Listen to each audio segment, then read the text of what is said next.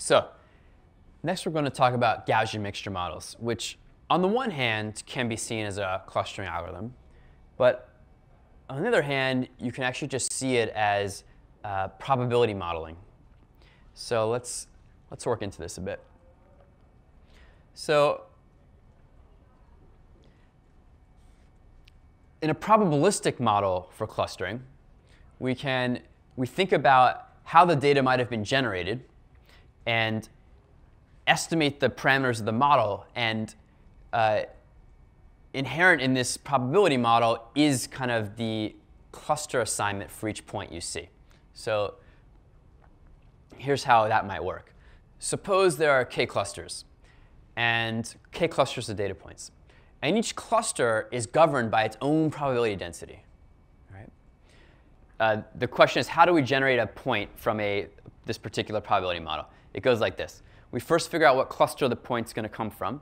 And then each cluster has a particular distribution associated with it, and we draw the point from that distribution.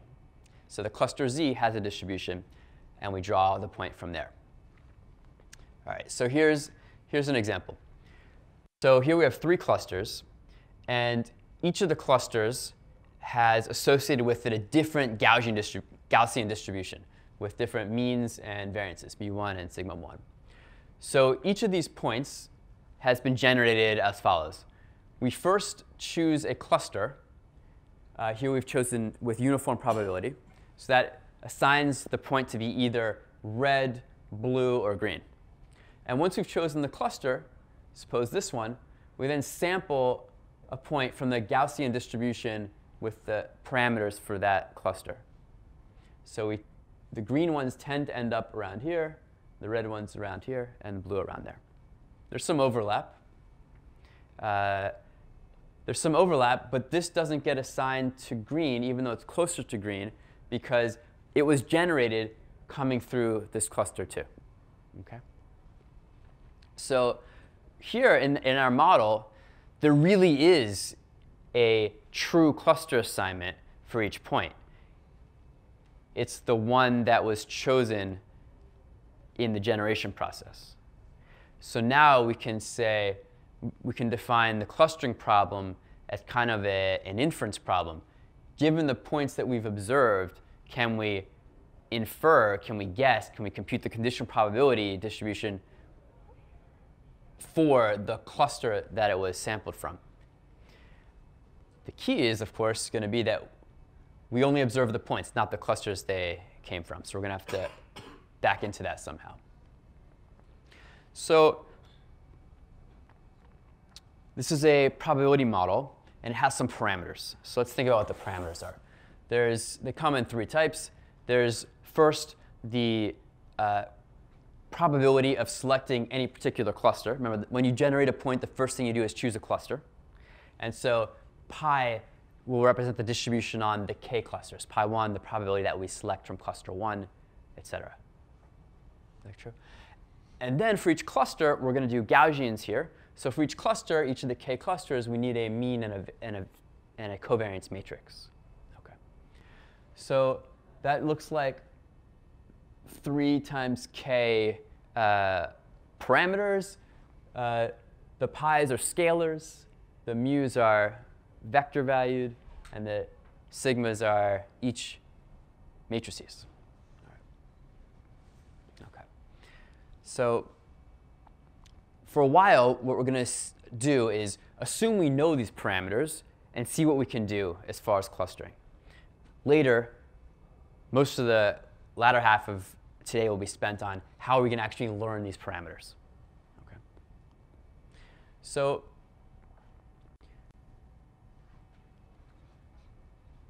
we have 2 variables here, x and z. X, that's the point we observe. It's a vector in our D, for example. And z, that's the cluster that it came from. Right? So z could be a number, some way to represent a cluster, 1 to k. And x is a continuous vector. Just by basic definition of conditional probability, we can break up this joint density into this factorization, the marginal distribution of z and the conditional of x given z. Short. Now, plug in the parameters. Pi z that's the probability of selecting cluster z. And then now we've kind of written in explicitly that we're thinking about these cluster densities as Gaussians with mean mu z and sigma z. OK. So we have this is the joint distribution, joint density on x and z. OK. All right. So the first thing to note is that if we know all the parameters, pi, mu, and sigma, then this is very easy to calculate. This is just evaluating Gaussian density. This we can do no problem. And pi z is just a number. And so evaluating the joint density of x and z is straightforward. OK. So as a consequence of this, if you wanted to do, this is jumping ahead a bit, but if you wanted to do maximum likelihood estimation and you had what we call full observations, so not only did you observe the x's, but also the clusters they came from, then it'd be very easy to find pi z, mu z, and sigma z to maximize that. But we'll come back to that. All right. So the setup that we've described is a special case of what's called a latent variable model. So in a latent variable model, you can think of we have two pieces, an x and a z, and we observe x, but we don't observe z. In our case, z is the cluster assignments, right? So z is the latent variable, the hidden variable.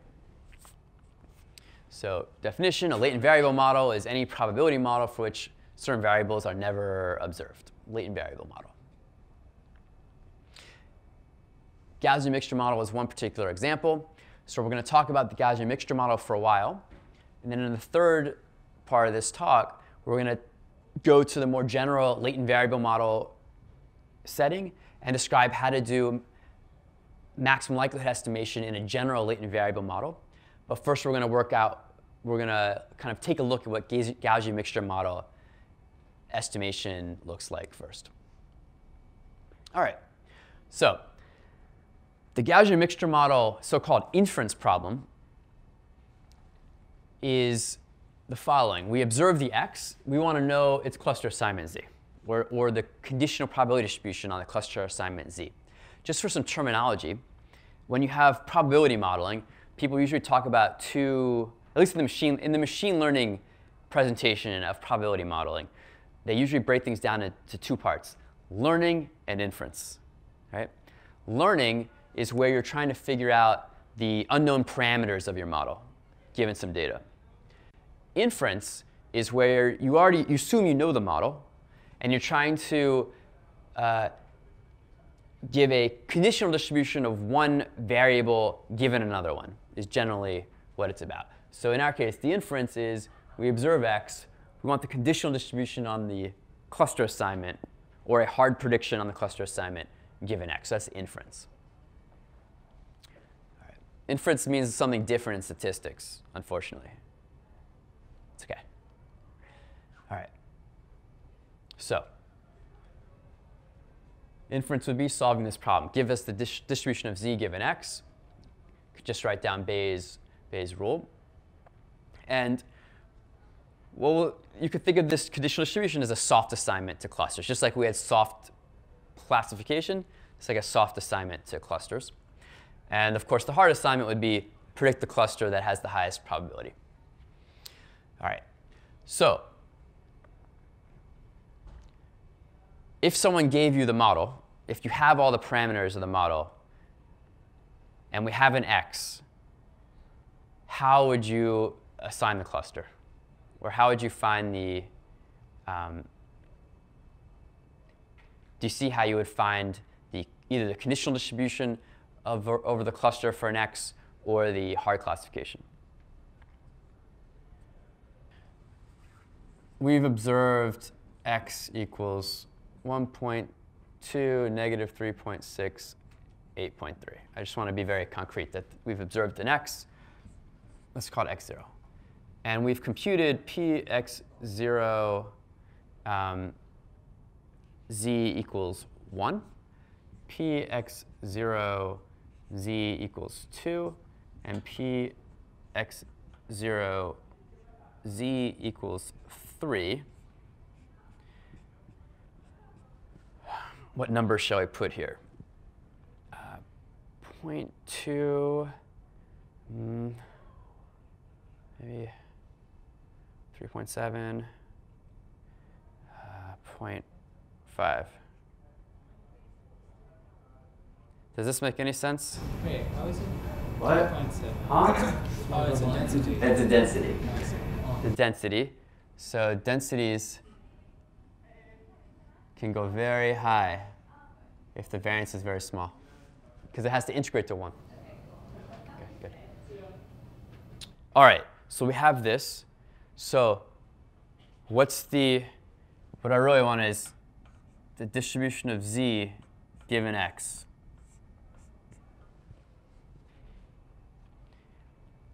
So how do I do this?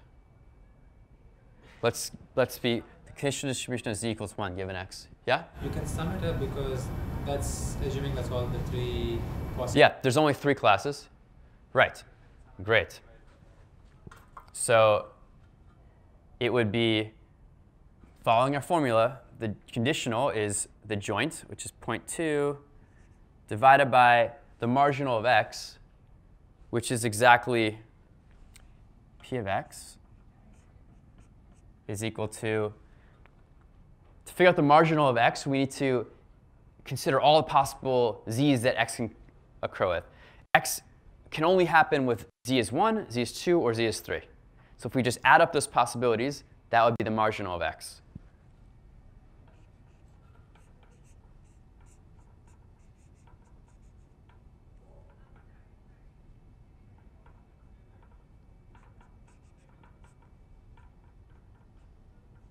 OK. So in this case, we just add these up. 0.2 plus 3.7 plus 0.5.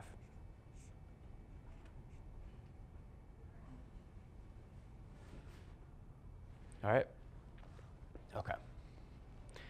So with this exercise, we're convinced that if we knew all the parameters of the model, the pi's, the mu's, and the sigmas, and someone gave us an x that we observed, we can say, oh, the conditional probability distribution for the cluster assignment, we can compute in this way. So this was for z equals 1. We'll do the same thing for z equals 2 and z equals 3. All right? OK. So if we know the probability model generating our data, this Gaussian mixture model, soft clustering is pretty trivial. And so that's great. So all that's left to do, so the inference is trivial. So that means inference is trivial. Finding the conditional distribution of unknown z given the x, that's easy. So all that's left is the learning piece. We need to be able to estimate what these pi's and mu's and sigmas are given a bunch of data, given a big sample from this distribution. OK. All right. So mixture models. So this we just argued on the whiteboard. The marginal distribution for a single observation x is, we think of all the possible z's that it could been associated with. There's k z's. We just sum out over those. No problem. Now we can plug in our expression for that joint density, like that. And what you'll note is that this is a density or mass function, p of x. Density? It's a density, yeah. We're assuming this is a density. We have Gaussians on the x's. And this is each pi z is a probability. And these probabilities sum to 1. And this is called a convex combination, when you are taking the average of things where the weights are themselves all the elements of a probability distribution, a discrete probability distribution. And so this is a convex combination of k probability densities. And this is another characterization of a mixture model. It's a convex combination of densities or distributions. OK. So we can make that formal. A probability density, Px, represents a mixture distribution or a mixture model if we can write it as a convex combination of probability densities, like this. Okay. So mixture models go beyond Gaussian mixture models, and just wanted to record this definition for you. All right. We can define a random variable as having a mixture distribution in a more generative, constructive way if we fix a set of probability distributions S and we generate a sample by first choosing randomly from the set of distributions S according to some distribution, and then we sample from that distribution, then the sample we end up with is considered has a mixture distribution. It's kind of this is kind of the generative formulation. How do you generate points with mixture distribution? And this is a characterization in terms of the density describing the distribution. Any questions on this? All right. Great. OK. So now we come to the hard part, because inference was easy. So if there's anything hard, it's going to be in the learning piece. So learning in Gaussian mixture models. So we have our data drawn from a Gaussian mixture model. The task is to estimate these parameters: the cluster probability distributions, the means and the variances of each cluster distribution. All right. So what's our approach? We basically have had only one main approach for probability models to estimate parameters. It's maximum likelihood. So let's give it a shot here and see where we end up. So let's just suppose we have a sample D from this Gaussian mixture model. So a bunch of x1 through xn, sampled IID from a Gaussian mixture model. And let's write down the likelihood for any particular parameter setting, which you'll recall is essentially it's the evaluation of the density of the joint density at the observed values that we have. So because the x's are independent, the density for the full sample, the full data set, x1 through xn, is just the product of the densities for each observation xi. Clear? All right. So maximum likelihood would be, after we fill in this expression, let's maximize this value over all possible pi's, mu's, and sigmas. And that would be the maximum likelihood estimate for pi, mu, and sigma. So the only question is, can we do it? How do we do it? All right, we can expand things a bit. This is our marginal density for pxi. Should take a closer look at that. So remember, pxi is pxi, and any particular z has this form, the probability of it being from z, and then the density that it's coming from cluster z. And then we have to sum out over the k possible clusters. So that's that sum piece. This is marginalizing out over the clusters. And then this sum is the density for any given xi, and then we multiply those together across all the observations xi, all the xi observations. Yeah? All right. So it's usually, as usual, it's easier to work with logs. This would be our usual kind of approach. So we take this and we take the log, and the log hits that product, and you switch them, and you get the sum of the logs. And so far, so good. But then we're left with this sum piece. And the log does not play well with the sum. The log is blocked. It can't move in anymore, which is a shame, because inside this Gaussian distribution is a nice exponential. And if the log could hit that exponentiation, they would cancel out, and it'd be very nice.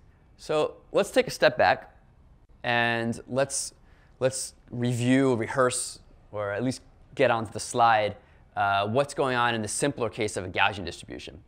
So recall that the multivariate Gaussian distribution density has this form. There's that exponentiation, little quadratic form. See the covariance matrix showing up there in the inverse. OK. So that's our density. And it's usually easier to work with the log. So there we nicely see that exponentiation disappears, and we just have this kind of quadratic piece and this expression that depends on the parameters but does not depend on the data.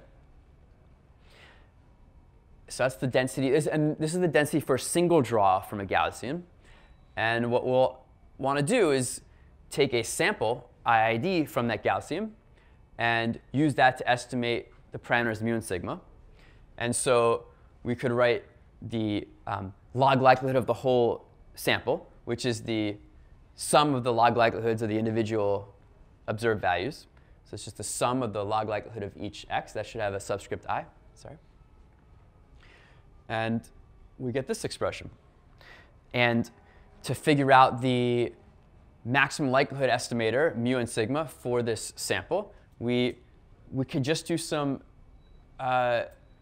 matrix calculus, basically. So here's I've rewritten the objective function for Gaussian density. And it's essentially an exercise. We take the gradient of this with respect to mu and with respect to sigma, equate them to 0, and solve for mu and sigma. You could refer back to our discussion of vector and matrix derivatives earlier in the course. And you'll get this, which I think should be familiar to you, that the MLE for the mean is just the average of the x's. And then the estimate of the covariance matrix is this form. All right. This familiar? This is familiar. Good. All right. So we know what we're doing with the Gaussian distribution. OK. So here again is our so this is the Gaussian. Now let's go back to the Gaussian mixture model. This is the log likelihood for the Gaussian mixture model. Here's our sum over the points. Here's our log. And then here's that sum blocking us from neutralizing that exponentiation. This is what makes the Gaussian mixture model a challenge. Let's compare it directly to the log likelihood for a single Gaussian, also on a set of endpoints. And you'll see this is much simpler. We just have this quadratic form piece, whereas here we have, it's called this is something you may have already encountered, but you'll see a lot. Log sum exp. Log sum exp occurs in many different situations. And we're looking at a log sum exp here.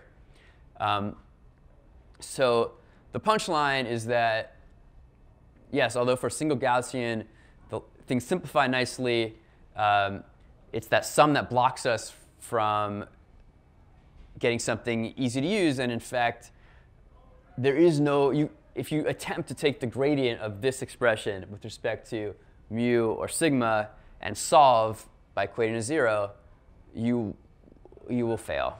There's no closed form solution for mu or sigma. OK. So we don't have a nice, it's not easy. It's not as easy as in the Gaussian case to do parameter estimation for Gaussian mixture model. All right. Questions? OK. All right. So before we dive into we'll take a break before we dive into the details of how we're actually going to do it. But I just wanted to hit on a few issues to keep in mind for a Gaussian mixture model. There's basically two that I want to point out. So suppose we found some parameter settings that are at a minimum, a local minimum. So we've solved our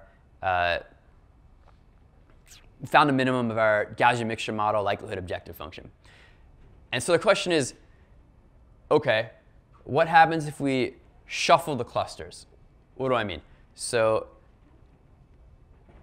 we take every point and we permute the cluster. We just rename the clusters it's assigned to, essentially.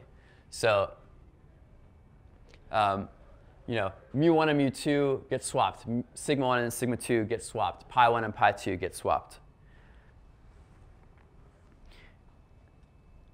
It should be clear that nothing has really changed in the model. We've just essentially renamed the clusters. And so immediately we can see that we're going to have many equivalent minima from this phenomenon, right?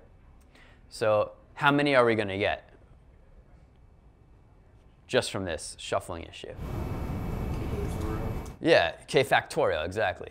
So, at a minimum, one challenge is that we're going to get the same likelihood for k factorial different parameter settings, which are just, they're all quite related. It's just a shuffling of the indices. But still, we'll see that there's no one true minimum. So there's some symmetries here. That's not really an issue. It's just good to be aware of. The second thing, this we've spoken about before when we were considering maximum likelihood for Gaussians, but it shows up again for Gaussian mixture model, which is that we can get singularities, or we can get infinite likelihoods, basically. And so, for example, we have these 7 points we're trying to model. And with two Gaussians, we can take the variance of this Gaussian on the right arbitrarily small. And as long as it's centered right on that point, the likelihood is just going to, the density is just going to keep getting higher and higher. So the likelihood for a model will continue to increase towards infinity as we make the variance of this cluster go towards 0. So in practice, we don't find those minima. Those aren't even really minima, right? There's like, it's an unbounded, I'm saying minima, I should say maxima, because we're maximizing the likelihood, because it's really just unbounded in that region. In practice, it doesn't seem to be an issue. In any case, if you use kind of a Bayesian approach where you put some prior on the variances, this wouldn't be an issue at all. But again, something to be aware of. Comment? Question? All right. OK. OK.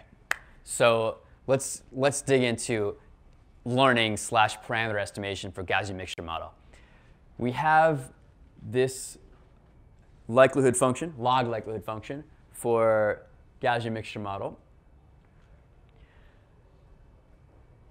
Why not try gradient descent? We want to minimize this thing. I guess I've thrown a negative on. Why not just do a gradient optimization approach here? Maybe we can. Let's talk about it. Suppose we were going to do a gradient optimization approach. What would we need to do? What would we need to be careful of? What do we need to think about? All right, first of all, it might be a bit painful to compute the gradients. We need a gradient with respect to sigma and mu and pi. But you can do it. You can do it. Yeah? Are we worried about convexity? Convexity is a worry. This thing is definitely not convex, which tells us that we're not going to end up at a global minima. We have no convergence guarantees for our gradient methods. That is absolutely true. That's not a showstopper. That's not a showstopper, though. OK, is this a constrained optimization or unconstrained optimization over the parameter values? Constrained why? OK, pi is sum to 1. Yes, that's a constraint. OK, what else? Sigma is a tensor, so it should be a Hermitian matrix. Yeah, so sigma is a covariance matrix. And so covariance matrices have certain properties. Not all matrices are covariance matrices. What is a valid covariance matrix? You said Hermitian, or symmetric in our case, because we have real matrices. Absolutely. Covariance matrix is symmetric. But not every symmetric matrix is a covariance matrix either. positive semi-definite. What? It should be positive semi-definite. Yeah, it needs to be positive semi-definite. It needs to have non-negative non-negative eigenvalues. Okay. So we need to do, if we're going to try some gradient method, we're going to need some way to keep our position in the in sigma in the positive semi-definite domain, part of the space. So we're going to have to do something to handle that. We're going to have to do something to handle the pi's. So the pi's aren't so difficult. The covariance matrix is a bit more of a challenge. But any suggestions on how to handle the covariance matrix? A matrix times its transpose. What do we know about that? Properties of a matrix times its transpose.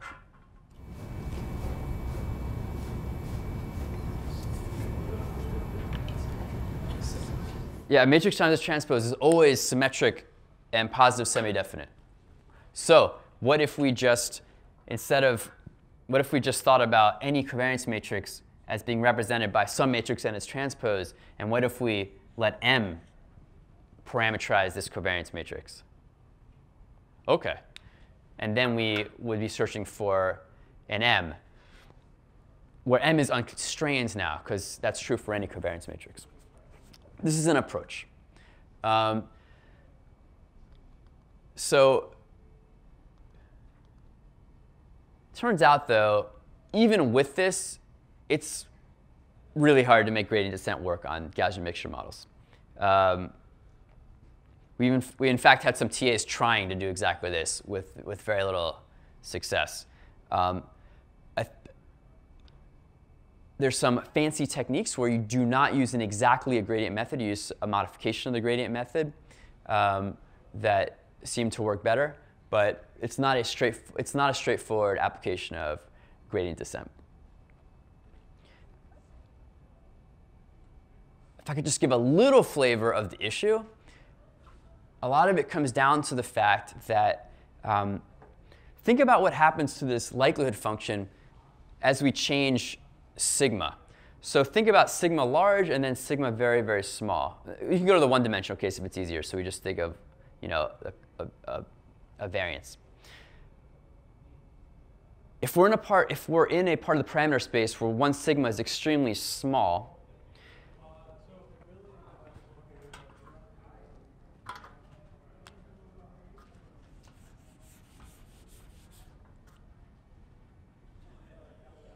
suppose we have a point here, and I have some points over here, or whatever. Let's do something similar to what we had before.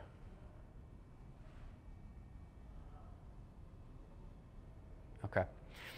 Now, the parameters we have to work with are the mean of this guy, the mean of this guy, and the variance of these distributions, right? OK.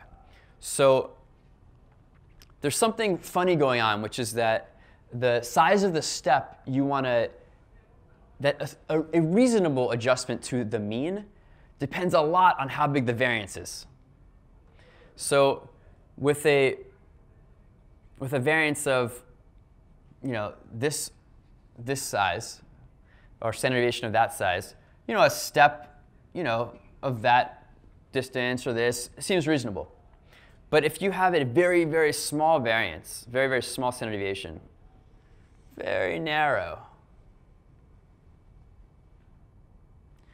then any ordinary size of a step of the mean will have a drastic effect on the likelihood, kind of related to what you were saying, right? Because a shift of this mean, you'll suddenly go from the point being evaluated very highly on the likelihood to something very low, with a very small step of the mean. So when a variance is very small, the right step size for the mean should be much smaller. And this isn't really captured in the gradient approaches. And I think that's the essence of why gradient things have trouble. OK, that's about all I can say about that. Why don't we have a regularization term to penalize the small variable? Yeah, you can add a penalization term on for small variance, kind of equivalent to a prior or something like that. Right. Yeah. So I don't know if that helps for. I don't think that that will help solve the issue for doing a gradient descent method on this likelihood, but I have not tried. All right. So we've gone through this because in the course that we've had so far, that should be your first thought on how that should be the tool that you want to use to do this Gaussian mixture modeling. But unfortunately, it doesn't really work very well. So that motivates like a search for another tool, and that's what the EM algorithm is, expectation maximization algorithm. All right. So here's how this is going to go for the EM algorithm. So I want to present the EM algorithm in an intuitive way so that you kind of get the feel for it and you even say, that makes sense, I bet that works, but we're not going to derive it. But what we're going to say is that the EM algorithm that we present is a special case of the general EM algorithm we'll present next, for which we do give some theoretical guarantees. So this is first for familiarity as a specific example of the EM algorithm, and then we'll do EM algorithm in more generality after. OK. So just a rehearsal. This is just I've written down the log likelihood for our sample from the Gaussian mixture model. And then this is the calculations for the MLE, given our data. So the average of the points and this kind of average outer product of the centered observations. And here's the challenge for you guys.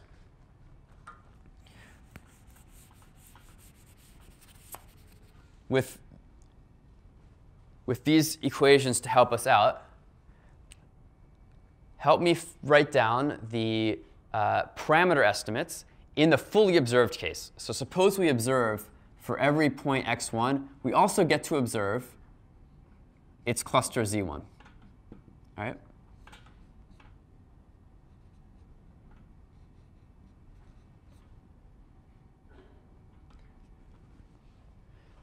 All right, so this is not the usual case for a mixture model. In this case, we're assuming that along with each point we observe, we get its cluster assignment, z. So what are the parameter estimates? Let's start with pi's. Pi I, remember, is the probability of choosing cluster I. So z equals I. What would be a good estimate for pi I, given our data? Great. Count the number of points that were assigned the ith cluster. Fantastic. So let's say maybe indicator that z, the jth point. Let's do cluster. Let's write C for cluster.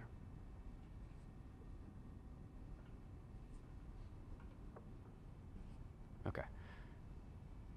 So the ith observed cluster is equal to C. Sum I is 1 to n. So that's how many were from cluster C. And then we need to normalize that by n, I guess. N, right? OK. Great. That seems like a very reasonable estimate for if that's the maximum likelihood estimate, in fact, for the probability of cluster C. All right, what next? What else do we need to estimate? Say again? Yeah, OK, good. So what's mu of C then?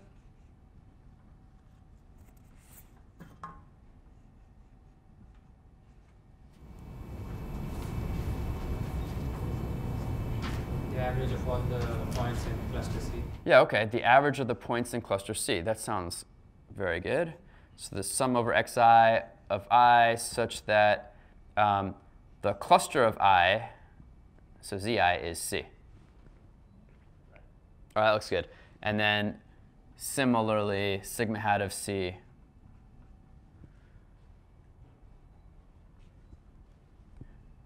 again, we'll just look at the covariance estimate for the points in that cluster. Good.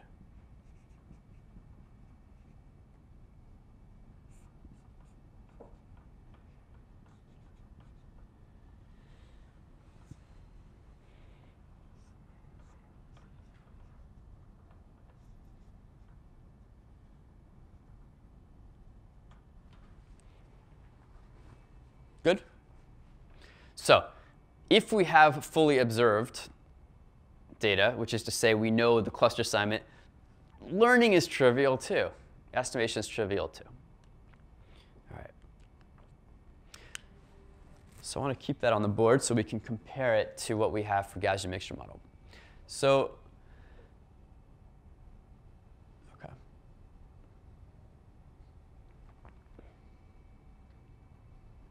All right.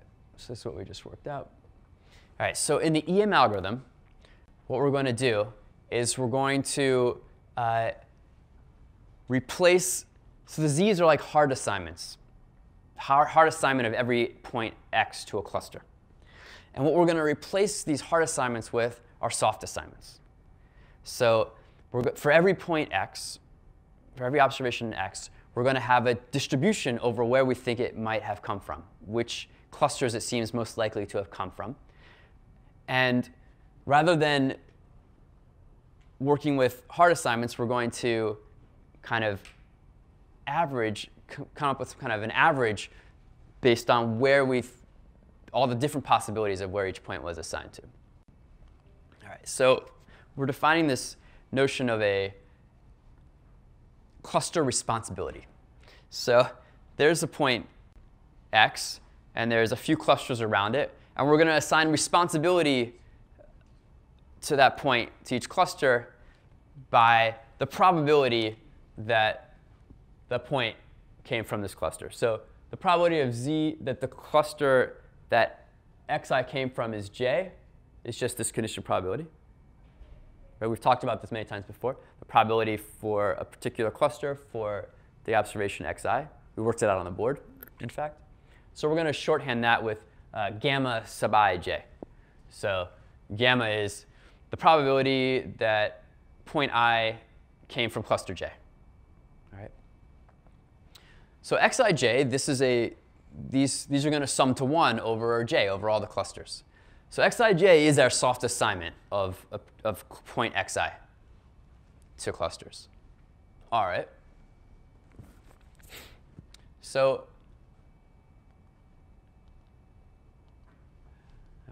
we've gone over this before. All right. So how many points are assigned to any particular cluster? Well, now we have these soft assignments. So what we can introduce is like a soft count of how many points are assigned to a particular cluster, which would be the sum of the probabilities, the sum of the responsibilities of a point to that cluster. So if 2 points are half assigned to cluster 1, in some sense, the soft total number of points assigned to cluster 1 is 1, right? It's like a half and a half. OK.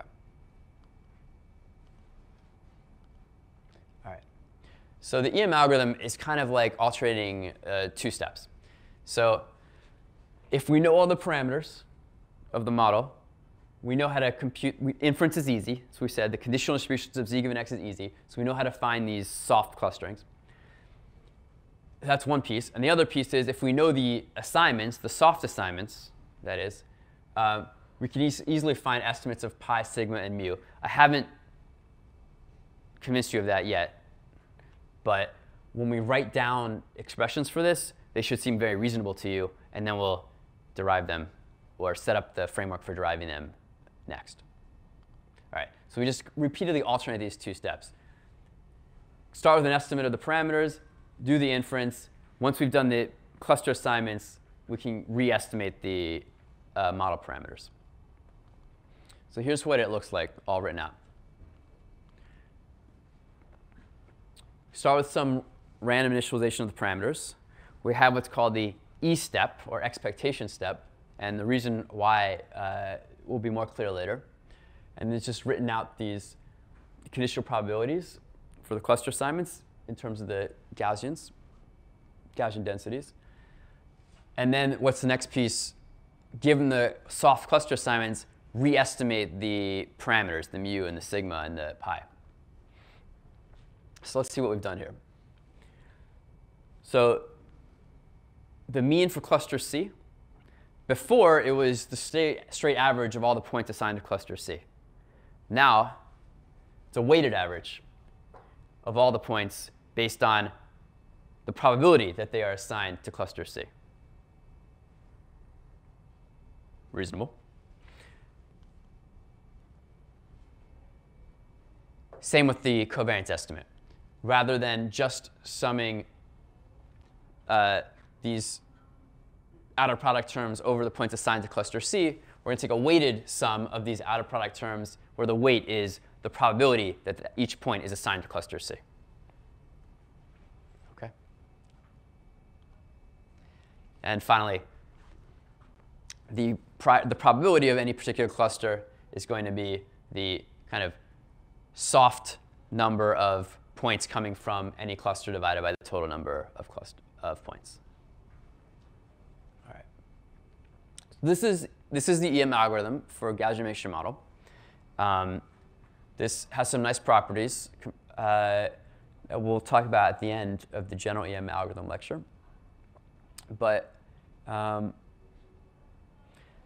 this is something that's fairly straightforward to implement, and it works quite well in practice. So any questions on up to this point? So what's M stand for? The M stand. Say again? What does M mean? Oh, M stands for maximization.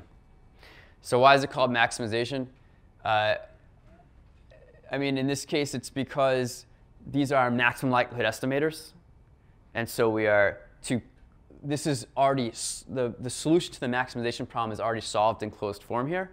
But the M step is solving the maximum likelihood estimation problem for each of these parameters, essentially. It's not exactly maximum likelihood. It's our adjusted version that comes from the EM algorithm. But it'll be more clear in the general setting where the maximization is.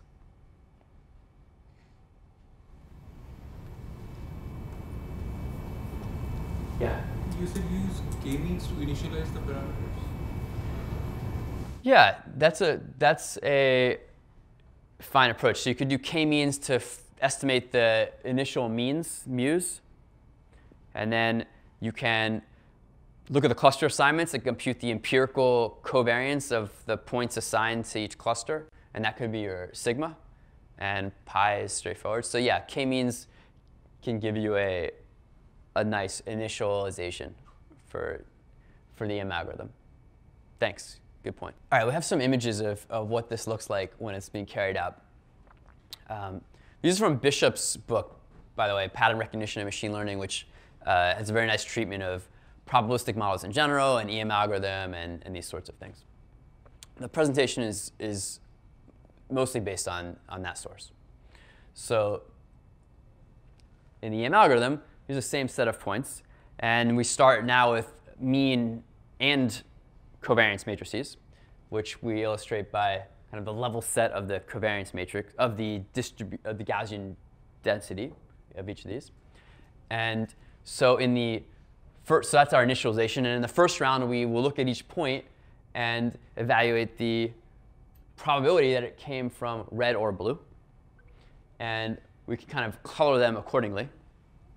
All right, so now we have that's like a representation of the soft assignment of each point. And now we can do our kind of soft re-estimation of the mean and covariance parameters, and we get that. All right. And redo the soft assignments and the parameter estimates, and it converges like this. So after 20 rounds of EM algorithm, we have this nice clustering and the associated densities for each cluster. All right. Okay. So the question, is this related to k-means? So it does feel like k-means. It has this alternating aspect to it. And it turns out that K-means is in fact a limiting case of Gaussian mixture model, EM algorithm for Gaussian mixture model. So if you fix each cluster covariance matrix to be sigma squared I, and then you let the sigma squared go to 0, the update equations converge to doing what k-means does, in some sense. And you could experiment with this and see it happening pretty easily. The soft assignments start to look like hard assignments. This has to do with the fact that Gaussians have this exponential decay. So if you're far away from everything, one is going to still look much bigger, exponentially bigger than the other ones. And so it'll look almost like a hard assignment, because one probability will be so much higher than the others. I say far away from the centers because when sigma squared is very small, sigma squared kind of sets the scale of things. When sigma squared is really small, as far as the Gaussian is concerned, you could be very far away. If you're like 50 standard deviations away from the mean of a Gaussian, your density is very small. Yeah. So question about scaling of different axes. So does that same problem which we saw with k-means happen here? So when you have two different scales, and does this algorithm choose sigmas properly? Great question. What do you think happens when you rescale? Here in EM, I would suggest that it will work. You could think. Let's not worry about EM algorithm. Let's go to the more general thought experiment of Gaussian mixture model and maximum likelihood. And you have some data, and you find somehow or another the maximum likelihood estimate for your Gaussian mixture model for that data. Okay. And then you scale up one of the dimensions by a factor of 100. All right. And then you recompute your maximum likelihood estimate for the Gaussian mixture model on that data with the rescaled dimension.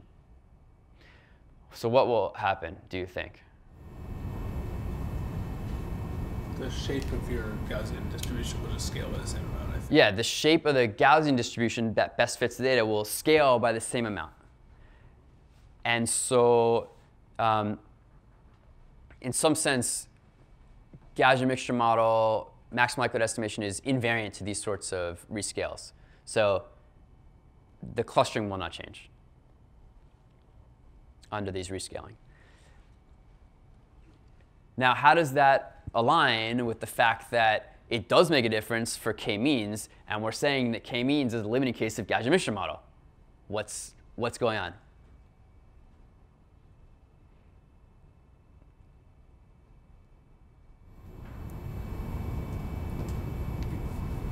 You can't stretch the shapes in k-means. In k-means, you cannot stretch the shapes.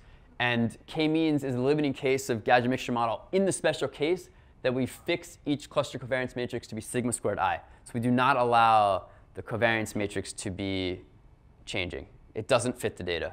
Okay, that's the key. Maybe we should say it's a limiting case of a restricted form of Gaussian mixture model. That would probably be more appropriate.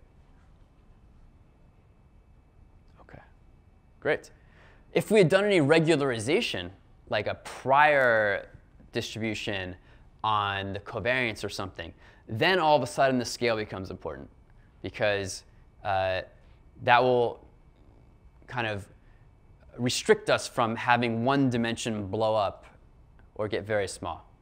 And so if we have any kind of a prior or penalty on the covariance, then scale suddenly does become important. But in this unregularized maximum likelihood setup, it does not matter. It's invariant. This is completely analogous to linear modeling, where if you don't, there's absolutely no reason to, except for maybe numerical issues, there's no mathematical reason to center and scale your features unless you're doing regularization. It's only regularization that makes the scale of the features, the relative scale of the feature is important.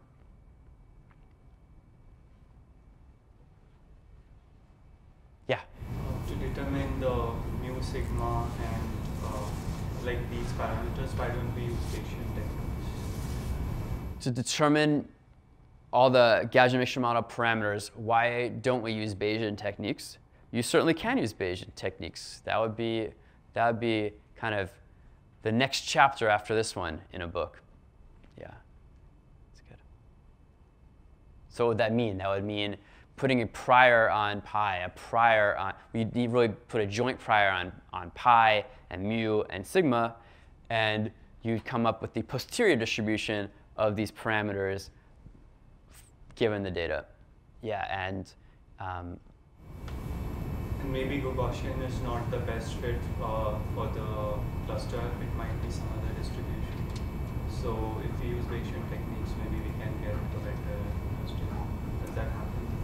No. So the question is, does Bayesian techniques, can that save us in the situation that Gaussian mixture model doesn't really fit our data? And the most natural Bayesian extension of this model will not save us because it's still a distribution over Gaussian mixture models. So I don't think that saves us very well.